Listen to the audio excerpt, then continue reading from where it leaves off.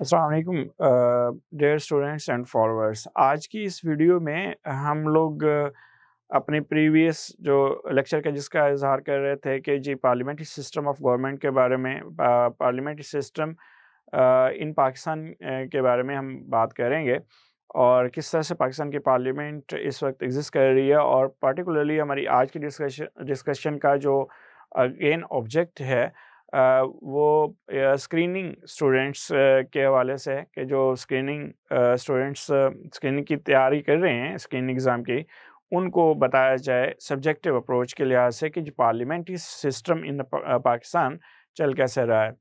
Last time हमने जो बात की थी, अगर हम उसमें बात करें तो पार्लियामेंट ऑफ पाकिस्तान जो इनिशियली एग्जिस्ट कर रही थी वो किस तरह से हम बात कर उसको देख रहे थे। और दूसरा ये कि पहली कॉन्स्टिट्यूशन असेंबली जो है वो किस तरह से वर्क कर रही थी, फर्स्ट कैबिनेट में कौन कौन लोग थे।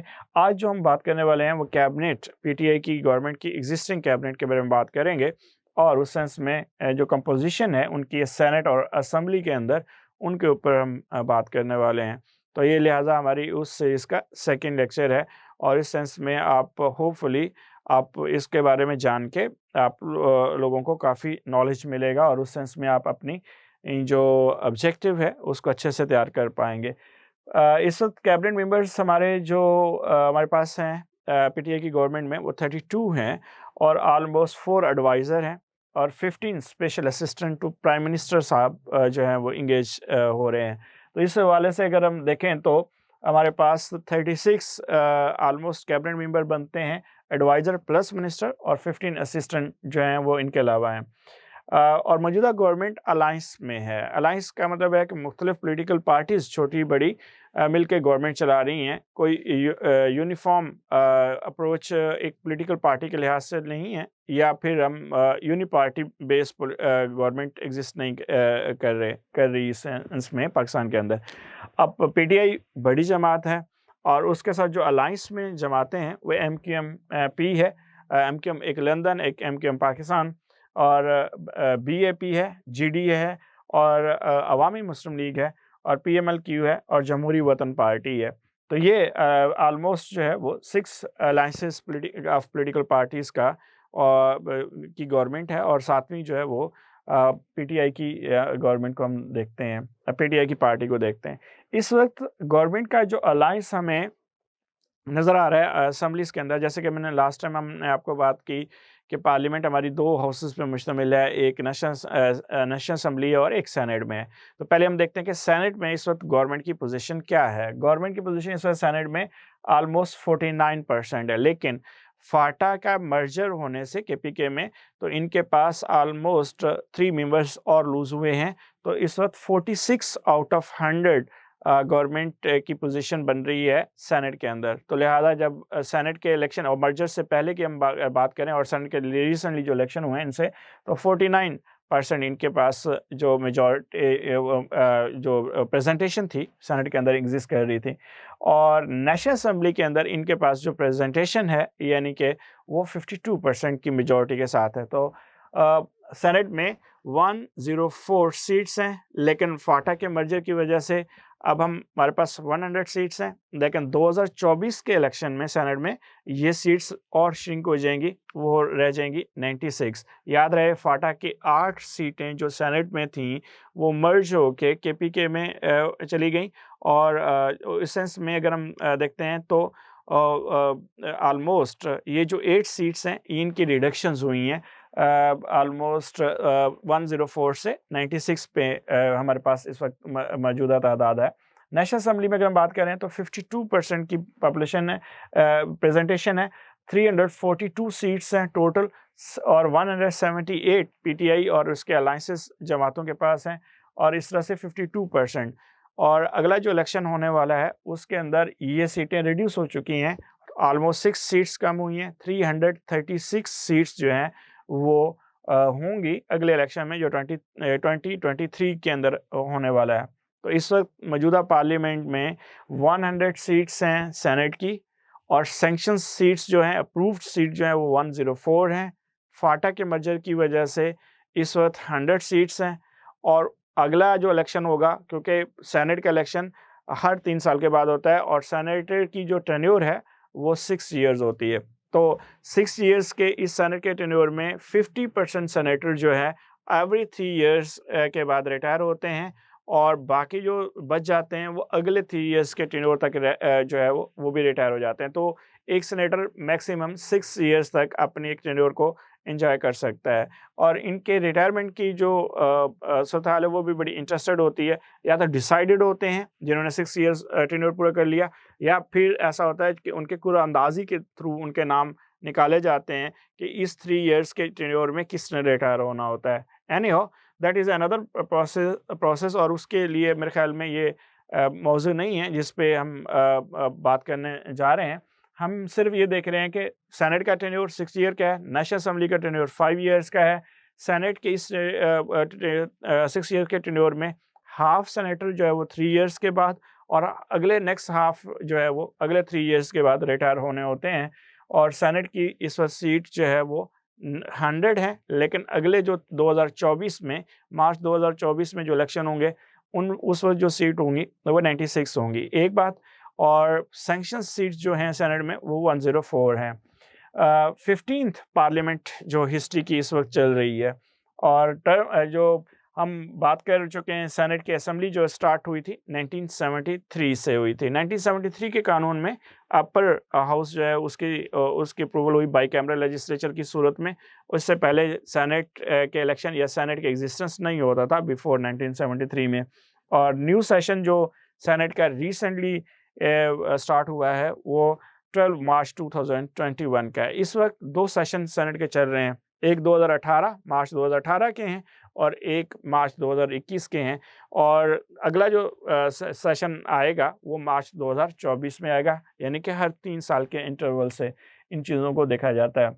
सेनेट में अगर कंपोज़िशन के हवाले से देखें तो हम सेनेट को ऐवान बाला कहते हैं उर्दू में और इसकी जो चेयरमैन सेनेट हैं सादिक सिजरानी साहब हैं, बलूचिस्तान से ताल्लुक़ रखते हैं और 12 मार्च 2018 को इन्होंने हल्फ़ लिया था और डिप्टी चेयरमैन जो हैं वो मिर्ज़ा मोहम्मद अफरीदी हैं, पीटीआई के 12 मार्च 2021 में इनका हल्फ़ हुआ था और लीडर ऑफ़ द हाउस जो है वो शहज़ाद वसीम हैं, पीटीआई के और लीडर ऑफ़ द अपोज़िशन जो है वो सैयद यूसुफ रज़ा गिलानी हैं, पीपल्स पार्टी के। याद रखिएगा पीपल्स पार्टी की जो पार्टी पोजीशन है सेनेट में वो तीसरे नंबर पे है, लेकिन लीडर ऑफ़ द अपोज़िशन जो है वो पीपल्स पार्टी से लिया गया है बिकॉज़ अपोज़िशन के जो अलायंसेस है उन्होंने उनको मुतफ़िका तौर पर एंगेज किया है as a leader of the oppositions. इसी तरह अगर हम कंपोज़िशन के हवाले से बात करें तो जैसे मैंने आपको बताया कि सेनेट की जो सैंक्शन सीट्स हैं या अप्रूव्ड हैं वो 104 हैं और 25th अमेंडमेंट के बाद इनकी जो सीट है वो 96 हो चुकी हैं। अच्छा, it is a very interesting Pervez Musharraf ने ये 100 सीट्स की थी, उसके बाद 18th अमेंडमेंट पे 104 हो गई थी और 25th अमेंडमेंट में ये 96 सीट्स हो गई हैं। लेकिन 6 सीट्स का जो फ़ॉर्मूला है वो अप्लाई 2024 के बाद होगा, लेकिन इस टाइम जो हमारे पास सेनेट की तादाद है वो 100 है। ये मैं बार-बार इसलिए कह रहा हूँ कि there is a little bit confusion और हो सकता है आपको कुछ बुक्स के अंदर डिफरेंट वेरिएशंस की सूरत में ये स्ट्रेंथ मिले, तो आप थोड़ा-सा इसको ज़रा क्लियर कर लीजिएगा।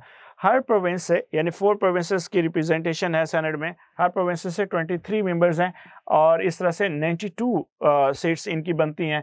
इस्लामाबाद और कैपिटल टेरिटरी की 4 हैं और इसके साथ फाटा की जो है 8 सीटें जो है वो सैंक्शंस थी, जिनमें से 4 रिटायर हो गए, तो 2021 के बाद उन 4 के ऊपर इलेक्शन नहीं हुए।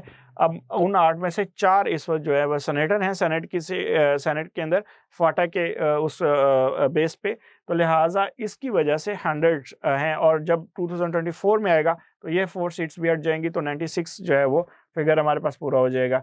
अब 23 में से 14 जनरल हैं और 4 टेक्नोक्रेट्स हैं और उसमें उलमा भी आते हैं, टेक्नोक्रेट में। टेक्नोक्रेट में क्या फ़र्क डेमोक्रेट और टेक्नोक्रेट में क्या फ़र्क होता है, ये थोड़ा-सा देख लीजिए कि टेक्नोक्रेट हमेशा अपनी एजुकेशन के बिहाफ़ पे, अपनी स्किल के बिहाफ़ पे जो है वो इलेक्ट होते हैं। जनरल सीट जो होती है वो उसके लिए कोई मेरिट नहीं होता, आप अकॉर्डिंग टू द कॉन्स्टिट्यूशन जी अगर आप एलिजिबल हैं तो आप कर सकते हैं, लेकिन टेक्नोक्रेट सीट में पार्टिकुलरली आपको अपना सब्जेक्ट स्किल जो है वो शो ऑफ करना होता है कि आप लॉयर की सीट पे आ रहे हैं, आप डॉक्टर्स की सीट पे आ रहे हैं, इंजीनियर्स की सीट पे आ रहे हैं, क्लर्जी की सीट पे आ रहे हैं, तो इस पे देखना होता है। और 4 वुमेन की सीट्स हैं और 1 नॉन मुस्लिम की है। तो ये हर प्रोविंस को 23 सीट्स इस तरह से मिली हैं, 14 general, 4 technocrat, 4 women and 1 non Muslims. तो 2024 के बाद जैसे मैंने आपको बताया 4 सीट्स जो हैं वो फाटा की रिड्यूस हो जाएंगी, तो इस सेंस में 96 सीट्स जो है वो रह जाएंगी। अब इस वक्त अपॉइंटमेंट जो सेनेट में है, अगर हम देखें तो 14 जो हैं जनरल सीट्स वो प्रोविंशियल असेंबली से इलेक्ट होके आते हैं, और 2 जनरल सीट्स जो हैं और 1 वुमेन और 1 टेक्नोक्रेट इंक्लूडिंग आलिम जो हैं ये फेडरल कैपिटल से होके आते हैं, या फिर प्रेसिडेंट अपने ऑर्डर के तहत अपनी जो उसके पास इख्तियारात हैं, सोबदीदी इख्तियारात, उसके थ्रू अपॉइंट किए जाते हैं। 4 जो वुमेन है वो भी हर प्रोविंशियल असेंबली इलेक्ट करती है उनको वुमेन सीट्स के ऊपर। 4 टेक्नोक्रेट्स और उलमा जो है वो हर असेंबली इलेक्ट कर रही होती है, और इसमें से 1 सीट जो है वो मिनॉरिटी के लिए रिजर्व होती हैं। इस वक्त अगर हम सेनेट में देखें तो ऑलमोस्ट हर प्रोविंस को सीट्स दी जाती हैं 14, जो कि इलेक्ट किए जाते हैं ऑन द बेसिक फ्रेंचाइज पे, और बेसिक फ्रेंचाइज की जो लिमिट है वो बलूचिस्तान के वोट की तादाद के इक्वल होती है, और ऑलमोस्ट बलूचिस्तान की अगर हम देखें सीट तो 65 हैं, तो 65 सीट्स 65 जो वोट्स हैं वो बेस बनाए जाते हैं फ्रॉम ईच प्रोविंसेस। और अगर किसी प्रोविंस की सीट्स जैसे पंजाब की 371 सीट्स हैं, तो that was divided by the 65, तो एक जो वोट होगा वो is equal to that answer जो 371 डिवाइडेड बाय 65 जो बनेगा। अब ऐसी सूरत में सेनेट की जो के अंदर कंपोजिशन बनती है पार्टीज़ के हवाले से, उसमें गवर्नमेंट की कोलिशंस के हवाले से अगर हम देखें, पीटीआई के 26 सीट्स हैं, बीएपी की 12 सीट्स हैं, एमक्यूएमपी की 13 सीट हैं, पीएमएलएफ की 1 सीट है, पीएमएलक्यू की 1 सीट है, और इंडिपेंडेंट 3 है। इंडिपेंडेंट का मतलब है वो किसी भी पार्टी के साथ अटैच नहीं है, बट मोस्टली वो गवर्नमेंट को फेवर करते हैं, तो लिहाजा ये गवर्नमेंट कोलिशन में आते हैं। अपोजिशन में अगर हम देखें तो पीएमएलएन की 21 है, पीपीपी की 20 है, जेयूएफ की 5 है, एएनपी की 2 हैं और एनपी की 2 हैं, बीएनपीएम की जो है 1 है, ये मैंगल ग्रुप है, और जेआई जमात इस्लामी की 1 है, और पीएमएपी की 1 सीट्स हैं। और याद रहे कि ये इस वक्त जनवरी 2012 का स्टेटस है सेनेट के अंदर। और नेशनल असेंबली की जब हम बात करते हैं तो नेशनल असेंबली के अंदर टोटल सीट्स 342 हैं जनवरी 2022 में, लेकिन 2023 के इलेक्शन के बाद ये सीट्स रिड्यूस हो जाएंगी और 336 के सीट्स पे इलेक्शन होगा।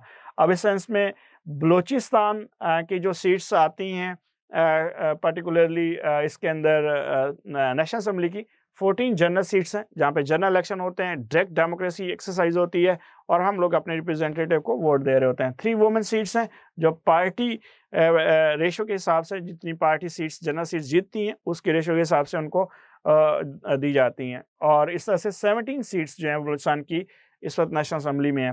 केपीके के अंदर अगर हम देखें तो 35 जनरल सीट्स हैं, 8 वुमेन सीट्स हैं, तो टोटल केपीके की 43 सीट्स बनती है नेशनल असेंबली के अंदर। पंजाब की 148 जनरल सीट्स हैं, 35 वुमेन सीट्स हैं, और इस तरह से पंजाब की जो प्रेजेंटेशन है असेंबली के अंदर वो 183 है।